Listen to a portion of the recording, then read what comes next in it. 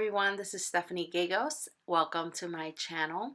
I did a couple of pours the other night and I figured I'd flip the camera on and show you what I'm doing, including the materials I'm using and the recipe. So for this one, I am using dishwashing liquid, Palmolive to be exact. I am also using BioSilk, which is dimethicone. And I'm not using any medium. Some distilled water, and I'm sorry for the focus. I am still working out my camera and my lighting. So I'm using white house paint by Valspar. I'm also using Matisse Cobalt Teal and Metallics Deco Art Teal, the Blick Acrylic Phthalo Blue, Deco Art Coastal Waters. So that's the combination I'll be using for one pour. Then I'll also be using all of those colors plus these three colors that you see here for the second pour. And I'm adding in Amsterdam Azo Yellow Deep. This is Deco Art Americana Decor Metallics. This is, I believe, Rose Gold. And a house paint by Benjamin Moore called Buttered Yam.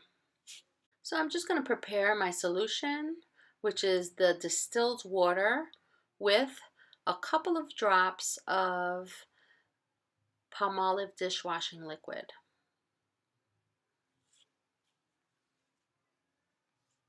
You want to make sure you don't put too much of the dishwashing liquid because you don't want it to be too sudsy. Just a little bit. And then I'll shake it. And I'm using this little squeeze bottle because I want to be able to control how much water I put in the cups and only put a little bit at a time. So I'm going to get to mixing and speed up the video so as not to bore you with all the mixing. It really does take quite a bit of time to get the paint to the consistency you want. And since every paint is different, some require more stirring than others. You'll notice this blue one took me quite a while.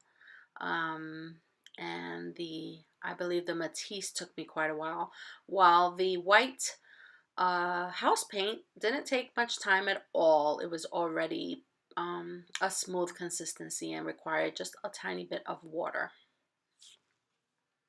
Now while I'm mixing, I figured I'll share a little bit about why I'm using things like dishwashing liquid and dimethicone instead of things like Floetrol and silicone. It's not that I don't use Floetrol or silicone. I have shied away from using them because in June of last year I had a severe allergic reaction to something. I'm not quite sure what it was. It could have been the acrylic pouring. Acrylic pouring was the thing I had just started doing at that time. So all indications point to perhaps it was that. And at the time I wasn't really using proper precautions for safety, and I didn't have my windows open because it was the summer and it was hot and I had the air going and I was torching and I didn't have a mask on and I was an idiot. I really did not take care of myself. I didn't really know much about the medium and I kind of went in head first. And so since then, well, it took about 2 months to get over the reaction. It was horrible. It was intense. The itching was unbearable. I didn't even know what to do with myself. Seriously, my whole life halted during that time. The rash spread through my whole torso and I was itching all the time and not one antihistamine could touch it. There was no relief until finally I gave in and started taking some steroids. And that started bringing the intensity from a 10 to a 7. And it still took another month to really get over it. And till this day, I still could see on my skin the scarring, the it's almost like my skin is very reactive still. It's sensitive. So that is why I don't really torch. And if I was to torch again, it would be outside and with a mask on, or a mask on indoors with the windows wide open. Um, so it's not that I don't use some of these chemicals, but those were the chemicals I was using at the time. So I don't know which one caused it. It could have been the latex in the gloves I was wearing, the latex in the Floetrol. Maybe I'm allergic to latex. I don't know. I changed the gloves to nitrile gloves. I stopped using Floetrol. I stopped using the silicone. And I figured I'd be a little safer with dimethicone since it's something I put in my hair anyway. That hair serum, I use that quite a bit. So I figured I might be safer with that. Um, and like I said, I really don't know what caused it, but my sneaking suspicion is not necessarily that it was the chemicals themselves, but it was the torching of these products. Because these things have not been tested, we do not know what the vapors are, the off gassing that occurs when we apply heat to Floetrol, apply heat to acrylic paint, apply heat to silicone. We really don't know what is happening in the air when we do this. And that is falling right on our skin. And so I think there was some kind of buildup for me. Since I was doing it in an enclosed space, and I think it just quickly got to a point where my body reacted. So that is what I think may have happened. So I just want to point out that I just used some GAC 800 in this particular paint because it is so clumpy and thick. I would have had to add way too much water in order to get it to the consistency that I'm looking for.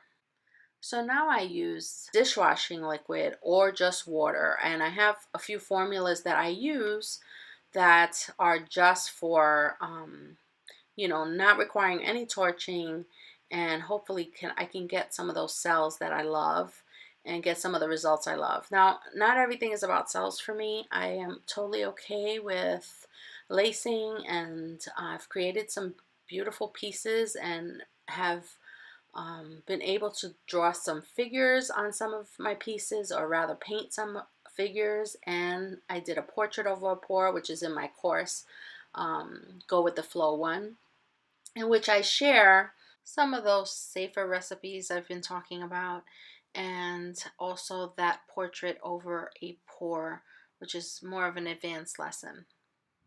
So if you'd like to know more about that class, the information will be in the description down below. So in a sense, I found a way around my issue. And so that's some of what I'll be sharing on this channel. I will still work with other materials, but I probably won't torch on camera. I probably won't torch at all, period. Unless I'm using resin and with windows open, and I have to kind of be careful. So as you can see, I've been mixing for quite a while. I'm sorry it's not more thrilling, but it was a good opportunity to tell you why I tend to use these formulas. Now, the only thing I have found, or the drawback, is that I end up having to use a lot more paint since I'm not using medium. If I was using medium, I could use less paint. I also have to be careful with how much water I'm using so that I'm not using more than 20 to 30% water in terms of ratio with the paint. So sometimes I feel like I'm bordering on that, and I may be putting a little bit too much water, and you have to be careful with that because the paint may crack because you're destroying the binder in the paint by adding too much water. So as you can see, I've been layering each of the colors in my cups, not in any particular order. Sometimes I start with white, sometimes I may start with another color, and I'm just trying to get 2 cups worth of pouring here. So for both of the pieces I'll be doing in this video, they are on older pieces that I no longer want, or they may not have worked out as well as I wanted them to. So I'm repouring right on top of them. I am not putting gesso or anything like that. This is actually going to cause a little bit of a problem. In this one, this had silicone in it, so it will begin to repel in some areas. But by adding some silicone to those areas, I was able to salvage it. So then I just let this sit for a moment, and then I begin to tilt. And what I'm looking for is a composition that I like. I like some open spaces here and there, or right in the middle like this one. So I'm looking to create something that is visually appealing to me. So I like those cells in the corner. Now I'm turning it around to see which orientation I like. And I'm just popping some of those areas that look like they're repelling a bit. And trying to get some paint in there. I think I'm just now realizing, oh, it's the silicone. So now I start to manipulate a little bit because I love to do that. I love to have some control, even though this medium is really about letting go. And so I add in some more color, some more of that rose gold in certain areas, and I tilt some more. Just using that craft knife to blend in the colors so that they look like they were poured together. And now we're on to that second piece. Now this piece was recently poured as opposed to the other one that was poured quite a few months ago. This piece also has some texture in it, which is going to cause a problem later on. And here I'm just adding some white paint because I want to make sure I have a space in the pour, a more open space. So I'm hoping to achieve that with that white paint.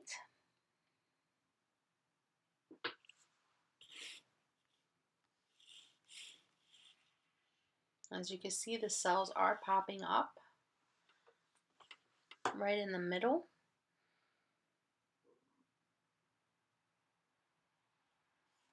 And what I realized with these smaller pieces, this is an 8x8, is that there's less space for it to move around. So you kind of get stuck with the composition that you end up with rather quickly. So as you'll see here, I'm just going to tilt it a little bit here and there, and that's basically it. So I think I rather enjoy the 10x10 and the, well, 10x10 and up a little better than this. I also tend to like the 8x10s. For some reason, those tend to come out really well. I don't know what that's about, but I love them, and I tend to buy the Blick canvas panels. And that paint just slides right across the surface. And those are made of wood. So now I'm just tilting, trying to see where the composition is. I'm not quite liking the fact that there's not enough contrast for me personally. And I'm looking for that center. Where is the center of this? I'm also making sure that all the sides have paint, because there's always spots that don't get paint.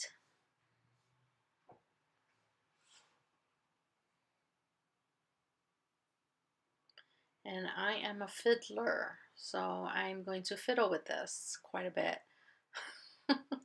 Sometimes I have to restrain myself because I end up manipulating it way too much and then I lose it.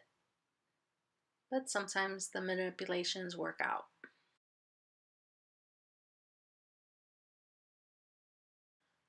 And here are some close-ups of the pieces when they are still wet.